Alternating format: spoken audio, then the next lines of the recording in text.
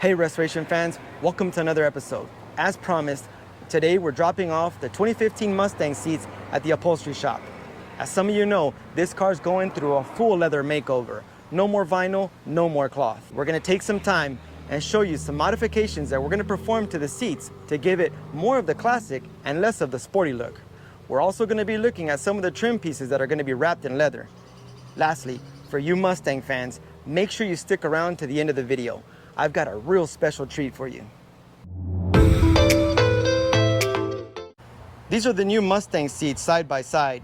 If you watched my last video, you know that we now have obtained power, which we're really excited about. But I'm more excited about the fact that these are gonna go from cloth to leather. And we're also planning some modifications to give them that classic look. For starters, we wanna get rid of this curve here and make it straighter, therefore resembling more of the classic bucket style. Second, this stitching, which resembles a very sporty look, has got to go.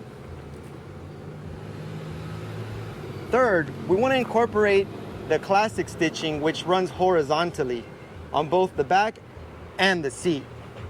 Fourth, we want to reduce the height of this headrest, or maybe change it altogether to something that's lower profile and resembles more of the classic look. And the biggest change happening to these seats is that we're gonna reduce the height of this down 4 inches to give it more of that old school bucket height.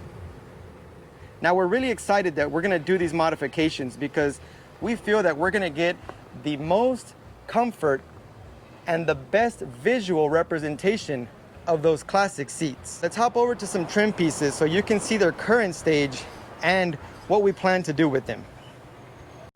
These are some of the trim pieces from the '66 Mustang when I first obtained them.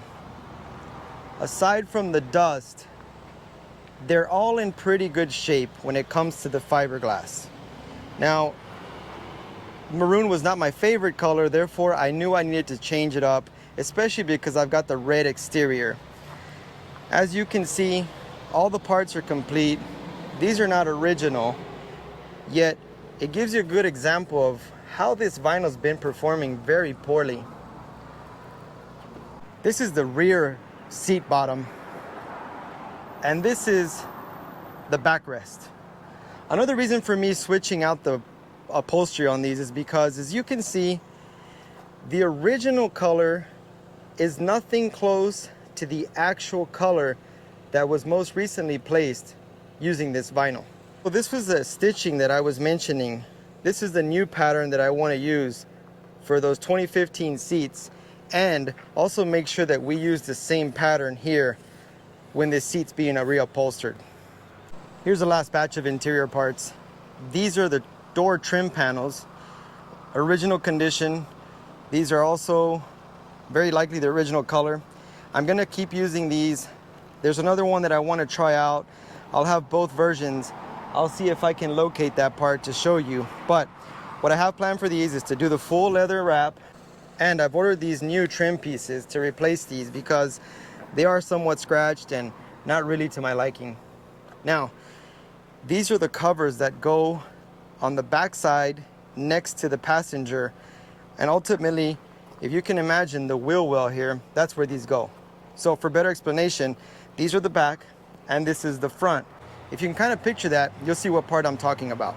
Now, what I have planned for these is I want to make a hole probably around here, and that hole is going to be used to put in speakers. Therefore, the sound will be more balanced throughout the car. And if I ever have passengers in the rear, like my $2, we can play Disney songs all day long and they'll get a good sound out of that. That wraps up all the interior parts that in their current state are 100% vinyl. What we're gonna do is wrap them in 100% leather. Next, I'll grab the sample to show you what color we're gonna use.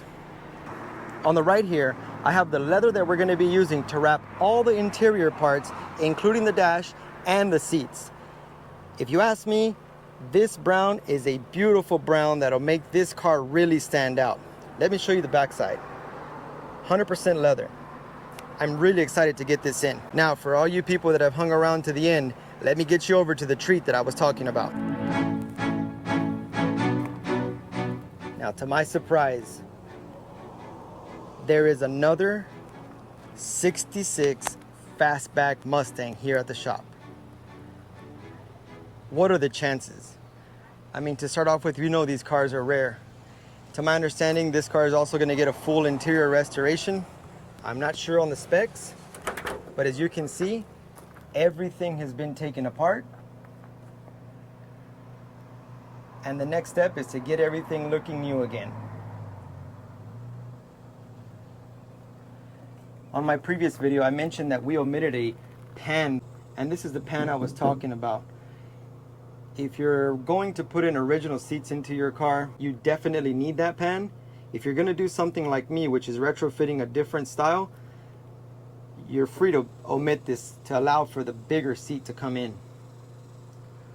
Now I'm looking at this car. Seems to be in pretty good shape. Although it is badged a Shelby Cobra, I don't know. Looks like it's from Washington. Probably explains the rust.